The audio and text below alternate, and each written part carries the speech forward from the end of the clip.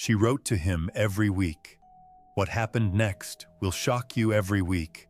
Clara wrote letters to her late husband, though he could never answer. Her devotion seemed silent, unnoticed, and hopeless. But those letters quietly shaped her children, inspired strangers, and proved that love transcends even death. This is a story of grief, hope, and the extraordinary power of quiet devotion. Watch how one widow's unwavering love turns loss into legacy and teaches a lesson we all need to hear. Widow letters. Love after death. Emotional story. Inspiring story. Family inspiration. Grief and healing. Silent devotion. Heartfelt story. Widow inspiration. Touching story. Legacy of love. Parenting after loss. Hope after grief, courage and resilience. Letters to deceased loved one equals.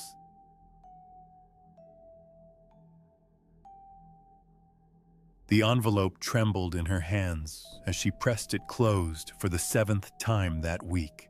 Her fingers lingered over the familiar crease, the paper soft from repeated folding. The ink had already begun to fade, yet she wrote again, faithfully, because some bonds cannot be severed by the silence of death. Clara Bennett lived in a quiet, sun-faded house at the end of Maple Street, a place where time seemed reluctant to move forward. Every Friday, she sat at the kitchen table beneath a single flickering light, pen in hand, writing letters to her husband, who would never read them. Each word carried a lifetime of longing and love. A delicate thread stretched between the living and the departed. Her children, Emily and Thomas, watched in quiet reverence from the doorway, too young to fully grasp the depth of her sorrow, yet old enough to feel its weight. The house smelled of fresh ink and the faint sweetness of her chamomile tea, a ritual she clung to as if it could summon the impossible, connection across death. Clara's letters were never answered.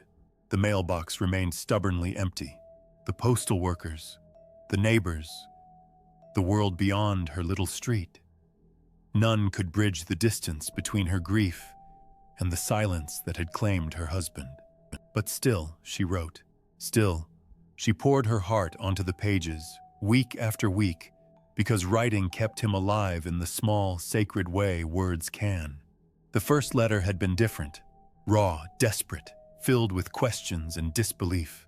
James had been gone for 6 months when she finally forced herself to put pen to paper. She wrote of the mornings that felt empty without his laughter, the nights haunted by memories of his scent, the sound of his voice echoing in her mind. She begged the universe for one small sign that he was still near, though she knew deep down that grief allows no answers. As weeks became months, the letters transformed. They became less about despair and more about conversation, the kind she might have shared over tea with him on a quiet Sunday morning. She told him about Emily's first day of school, how Thomas had learned to ride a bike, and the little triumphs and heartbreaks that filled their lives. The letters were no longer desperate. They were intimate, tender, a quiet resistance to the void that threatened to swallow them whole. Her backstory was etched into the lines of her face. Clara had grown up in a world that demanded courage and quiet dignity. Her father, a decorated soldier, had taught her that strength was often invisible, found in the persistence of ordinary deeds rather than the glare of heroics. James, her husband, had shared that same resilience. He had been a firefighter, brave and selfless, a man who faced flames without hesitation, but who always returned home to her with soot-streaked hands and a smile that spoke of love's quiet power. Their life together had been full, textured with the kind of small joys that become sacred after loss. The smell of freshly baked bread on Sunday mornings, the sound of James humming while fixing a leaky faucet, the warmth of his hand against hers during cold winter nights, all of it became memory, memory that weighed on her chest like a living thing. When James died, Suddenly, and without warning, the world around her seemed to contract. The neighbors murmured their condolences. The children's teachers offered their sympathy. But the silence of his absence was a roar in her ears. She was left alone with Emily and Thomas, the tiny figures who now depended entirely on her, and a grief too vast for any human to carry without some ritual to anchor it. Writing letters became that ritual. Every Friday, Clara sat in the same chair, in front of the same table, in the same light, speaking into the void. Some nights, she whispered the words aloud before writing, imagining that if she spoke them, they might somehow travel to him. She filled the envelopes with sketches, pressed flowers, little anecdotes and memories, each page a testament to the life they had shared and the love that refused to die. Conflict arose not in the external world, but in the quiet moments of doubt that gnawed at her resolve. Some days, Clara questioned whether her efforts were foolish. Perhaps no one, not even James's memory, would ever know the depth of her devotion. Perhaps her children would never see the impact of these silent missives. And yet, she persisted, because the act itself was a declaration that love, once given, never truly disappears. Her perseverance became a subtle resistance to the loneliness imposed by death. She refused to let grief dictate the rhythm of her family's lives. She continued to cook, to laugh when possible, to discipline, to celebrate, and to mourn. She carried herself with a quiet dignity, a strength unacknowledged by the world, but deeply felt by those who lived closest to her heart. Gradually, the tension of silence found its balance in her children. Emily and Thomas began to notice the little rituals their mother performed, the careful folding of letters, the tender pressing of flowers, the moments of quiet reflection before returning to their daily lives. They saw her strength not in grand gestures, but in the steadfast devotion she carried in every small act. One day, Emily found a box tucked beneath the kitchen table, filled with decades of letters that Clara had written to James. The ink had faded, the paper had yellowed, yet the words remained vibrant, carrying the weight of unspoken conversations. She began to read them, quietly at first, then aloud to Thomas.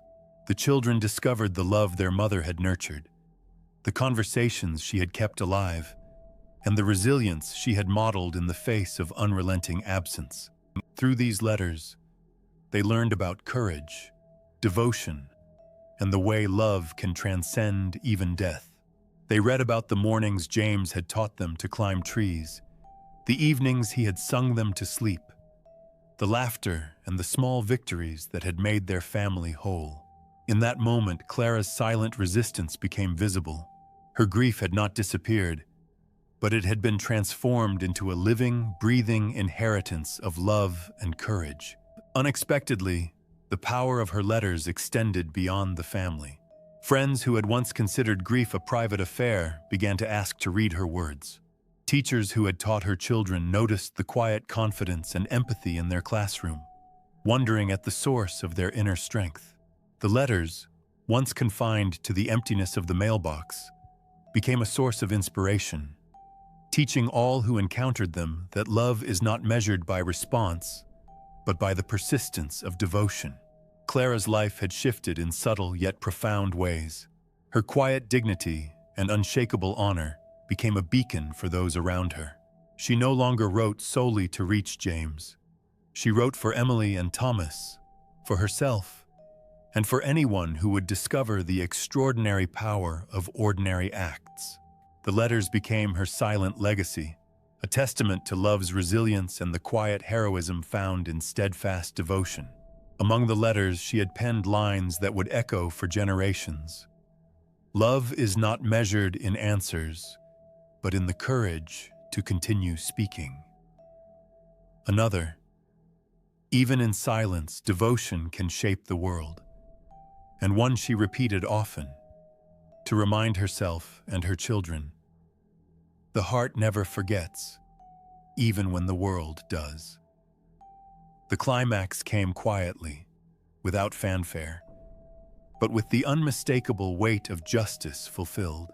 Emily and Thomas, inspired by the letters, began to document their own experiences and emotions, learning to express love and grief in words that would endure.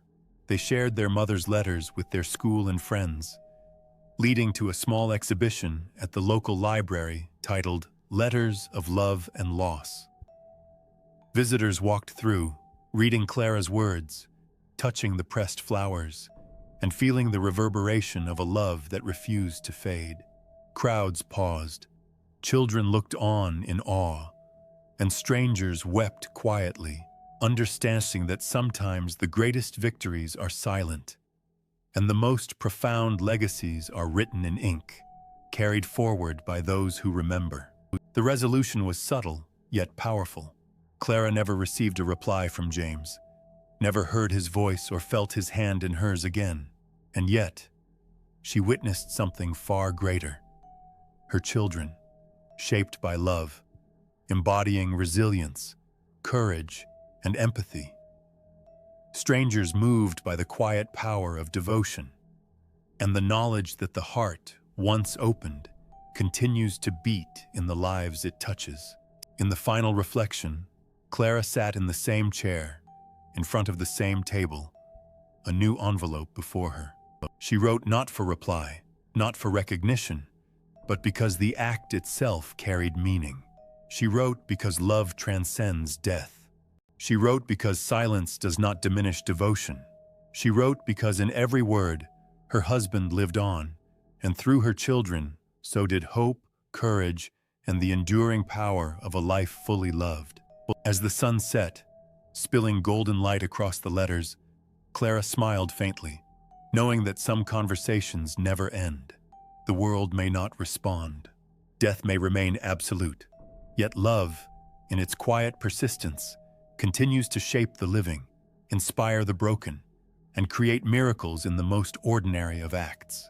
Emily and Thomas peeked from the doorway, watching their mother with reverence. They understood now, without words, the depth of the invisible threads connecting them to the father they barely remembered and the mother who never stopped loving.